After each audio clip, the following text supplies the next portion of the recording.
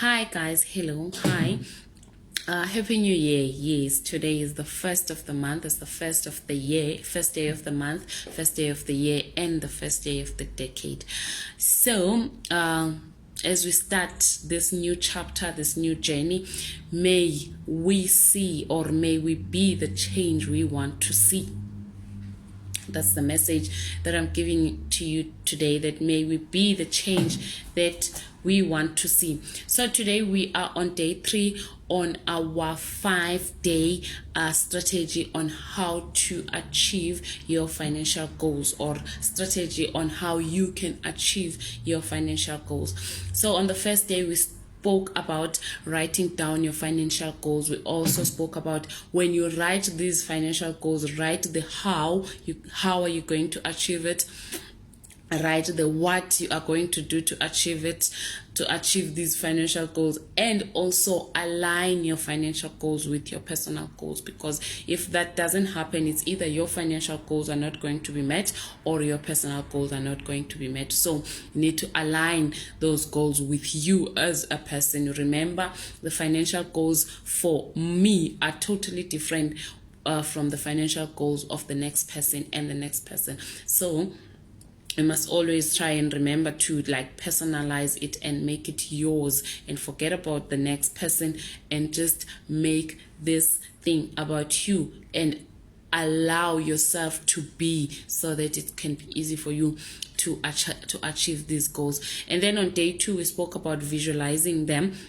We said we must see it in the mind. We must live. It must be within you. You must live in the moment as if it's already happening, so that it will be easy for your mind to manifest it, so that it will be easy for your subconscious mind to give you ideas, or to be creative on how you can actually achieve it. So we say the subconscious mind will give you ideas on how you're going to achieve and these financial goals. So today we are on day 3 and we are continuing. So we assume that you have long-term goals and short-term goals. So the best way is to first start with your short-term goals, prioritizing on the short-term goals. So I'll make examples on short-term goals. Short-term goal would be like you want to start to have your emergency fund, you want to start saving, you want to start building your investment portfolio. You're probably going to put in an amount on how much you're going to save, or on how much you're going to put aside to, whether it's a investment portfolio or emergency fund, or both. You can do both and decide to separate the amounts.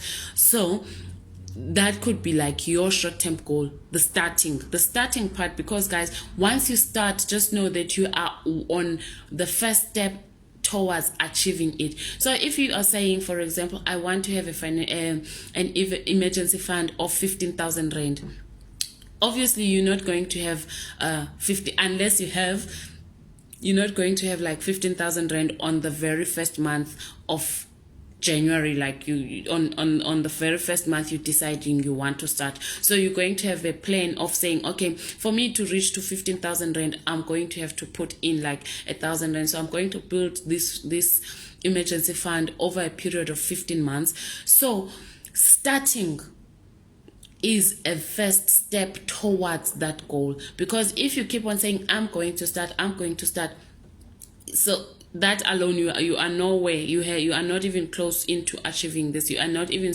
close into getting that goal off to scratching it off your list. So the fact that you have started, you are one step towards it. So the best way, if you now focusing on the short-term goals, is to start alone. That is now something that you have achieved, because it's very difficult to start.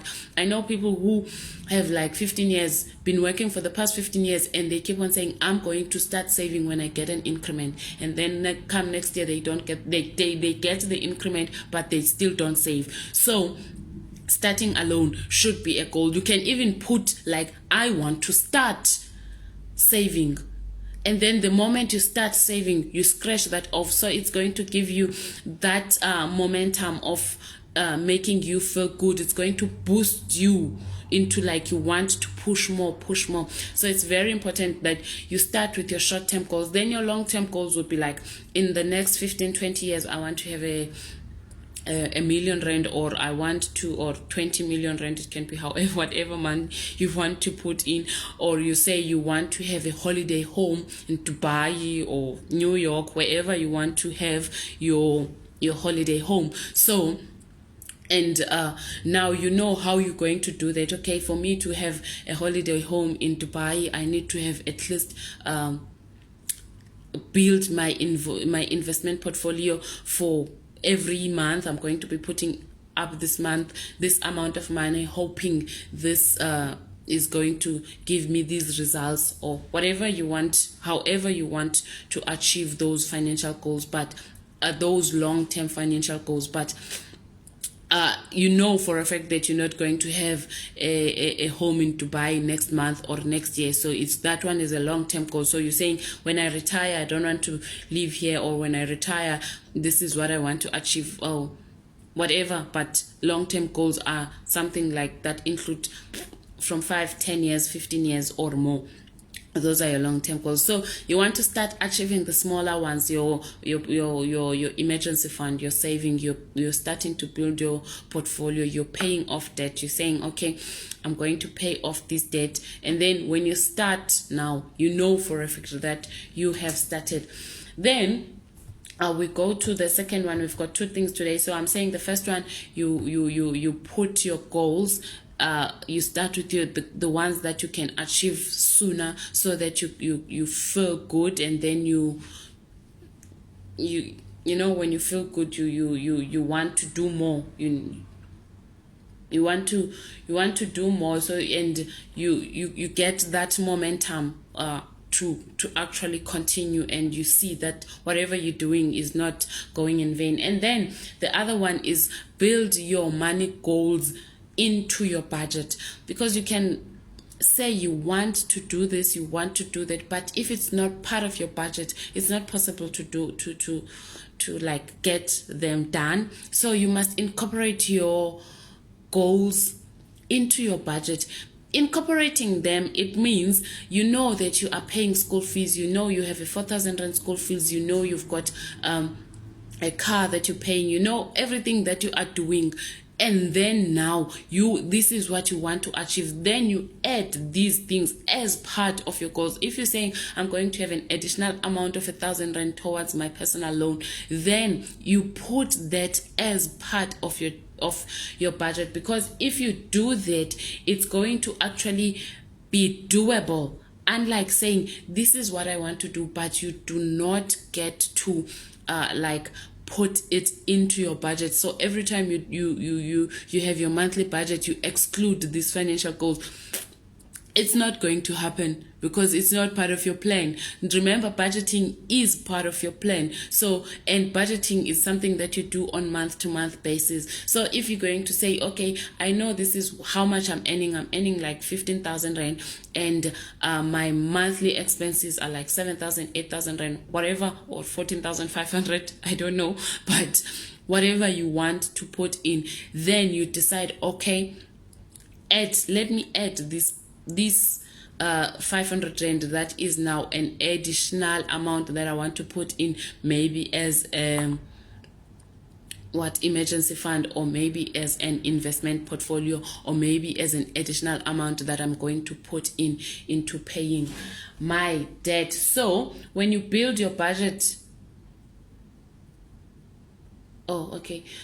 when you build your budget, you are inclusive, you are including your goals. You're making sure that you put the money towards those goals consistently every month. And on the months that you know that you're going to bonus or get extra money, then you know, okay, this is what I'm going to do. That it's part of planning. So yeah, that's it, guys. You prioritize with the short term. Day 3, prioritize with your short term so that you get the momentum boost. And then the second one, you include your money goals or your financial goals into your budget so that they get done. Thank you very much. Thank you for watching. Please share with your friends. And please like my page, Pheli Samafunda, and you can follow me on Instagram, Pheli Samafunda. Thank you.